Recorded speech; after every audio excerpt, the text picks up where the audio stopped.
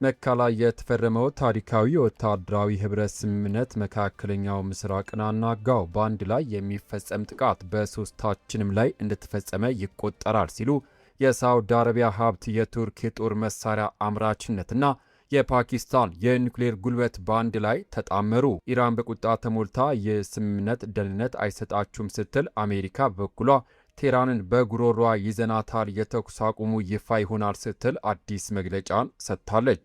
ሰላም ጤና ስጥልን። በመካ በቴህራንና በዋሽንግተን መካከል የተካሄደው ከባድ የፖለቲካ ቁማርና የዚህ አዲስ ሶስትዮሽ ህብረት አንኳር መረጃዎችን ይዘንላችሁ ቀርበናል። ቪዲዮን ላይክና ቻናሉን ሰብስክራይብ በማድረግ ቤተሰባችን አባል ይሁኑ። ወደ ዝርዝሩ አልፋለሁ፣ አብረን እንከታተለው።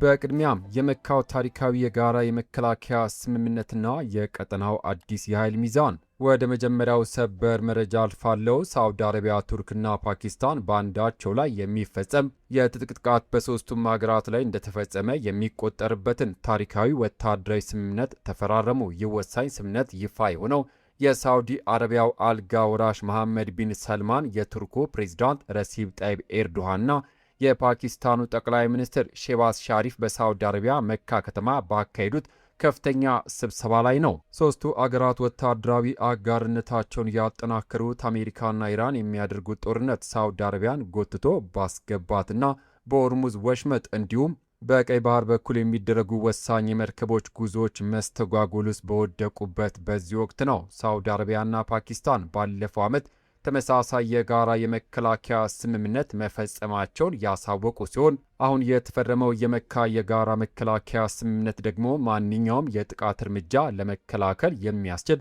የጋራ የመከላከል አቅምን የማጠናከርና የመከላከያ ትብብር ዘርፎችን በሙሉ የማሳደግ ዓላማ አለው። ስምምነቱ በሶስት አገራት መካከል አንዳቸው ሌላኛቸው እገዛ እንደሚያቀርቡ ቢገልጹም የእያንዳንዱ አገር ግዴታ ግን ምን እንደሆነ በዝርዝር አልጠቀሰም። የቱርክ ባለስልጣናት ስምምነቱ በባህሪው የመከላከል ብቻ እንደሆነ ገልጿል። በዚህ ሶስትዮሽ ጥምረት ውስጥ ሳውዲ አረቢያ ያላትን ከፍተኛ የፋይናንስ አቅምና የመሳሪያ ግዢ ጥንካሬ የምታቀርብ ሲሆን በኔቶ በሁለተኛው ግዙፍ ወታደራዊ ኃይል የሆነችው ቱርክ ዘመናዊ ጦር መሳሪያዎችን የማምረት አቅሟን እንዲሁም ፓኪስታን የኒውክሌር መሳሪያ ታጣቂነቷን ይዘው ገብተዋል።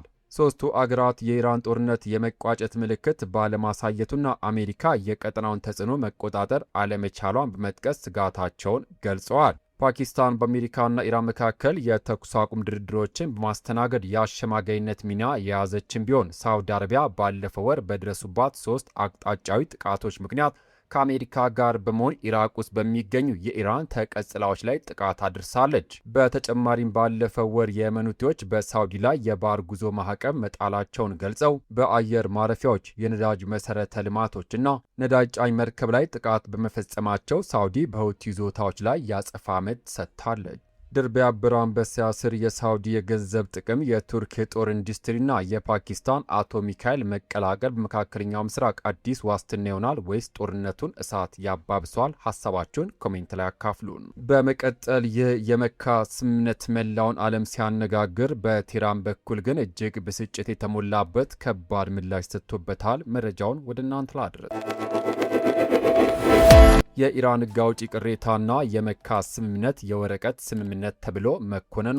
የኢራን የፓርላማ አባል ኢብራሂም ሬዛይ በሳውዲ አረቢያ በቱርክና በፓኪስታን መካከል የተደረገው አዲሱን የመከላከያ ስምምነት በጽኑ ተችተው የወረቀት ስምምነት ሲሉ አጣጥለውታል። የብሔራዊ ደህንነትና የውጭ ፖሊሲ ኮሚሽን አባል የሆኑት ሬዛይ በማህበራዊ ሚዲያ ገጻቸው ባሰፈሩት መልእክት ሳውዲ አረቢያ ከቱርክና ከፓኪስታን ጋር የተደረገው የወረቀት ስምምነት ደህንነትን እንደሚያሳጣት መረዳት አለባት።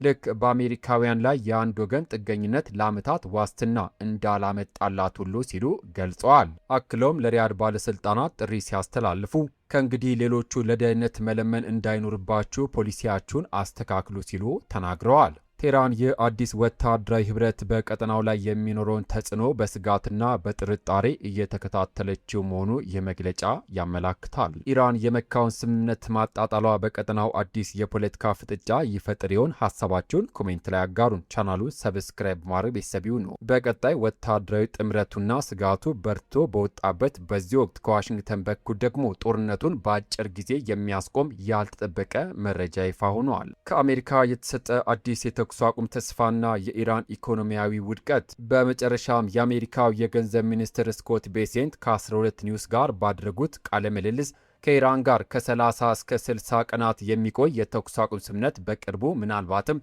ዛሬ ወይም ነገ ሊመጣ እንደሚችል ይፋ አድርገዋል። ቤሴንት እንደተናገሩት አሜሪካ ኢራን የኒውክሌር ጦር መሳሪያ እንድታገኝ በፍጹም የማትፈቅድም ሲሆን የተጣለው ወታደራዊና ኢኮኖሚያዊ ጫና ቴህራንን በእጅጉ እንዳዳከመው ተናግረዋል። በኢኮኖሚ በኩል እኛ በጉሮሯ ይዘናታል ያሉት ሚኒስትሩ ኢራን በሀገሯ ውስጥ ከ150 እስከ 180 የሚደርስ የምግብ የዋጋ ግሽበት እንዳጋጠማትና ወታደሮቿን እንኳን መክፈል እንዳስቸገራት ገልጸዋል። አክለውም የተኩስ አቁም ስምምነት ከተተገበረ የሆርሙዝ ባህርም መልሶ እንደሚያስከፍትና የኃይል አቅርቦት ዋጋን በከፍተኛ ሁኔታ እንደሚቀንስ አስረድተዋል። አሜሪካ የምትለው የተኩስ አቁም ስምምነት እውነት ሆኖ የዓለም ነዳጅ ዋጋ ይረጋጋል ወይስ ድርድሩ በድጋሚ ይፈርሳል? ሀሳባችሁን ኮሜንት ላይ ጻፉልን። ክቡራትና ክቡራን የተከበራችሁ የዩቲዩብ ቻናል ቤተሰቦች ለሰዓቱ ያስኩላችሁ ሰበር መረጃ እነዚህ ነበሩ። በመካ የተፈረመው ታሪካዊ ወታደራዊ ጥምረት ስምምነትና አሜሪካ ይፋ ታደርገዋለች ተብሎ የሚጠበቀው የተኩስ አቁም በቀጣይ ቀናት በመካከለኛው ምስራቅና በዓለም አቀፉ የነዳጅ ገበያ ላይ የሚያመጣውን ለውጥ አብረን የምንከታተል ይሆናል። እናንተስ በዛሬው መረጃችንና በወቅታዊ ሁኔታ ላይ ምን አይነት አስተያየት አላችሁ? የሳውዲ ቱርክና የፓኪስታን ወታደራዊ ህብረት ሰላም ያመጣል ወይስ አዲስ ፍጥጫ ይፈጥራል? ሀሳባችሁን ከስር ኮሜንት ላይ አካፍሉን። ቪዲዮን ላይክ እና ለወዳጅ ዘመዶች ሼር ማድረጋችሁን እንዳትረሱ። ከሰዓታት በኋላ በሚሰሙ በአዳዲስ ሰበር መረጃ እስከምንገናኝ ሰላም ለሀገራችን፣ ሰላም ለመላው ዓለም፣ በያለንበት የዓለም ዳርቻ ቸር እንቆይ።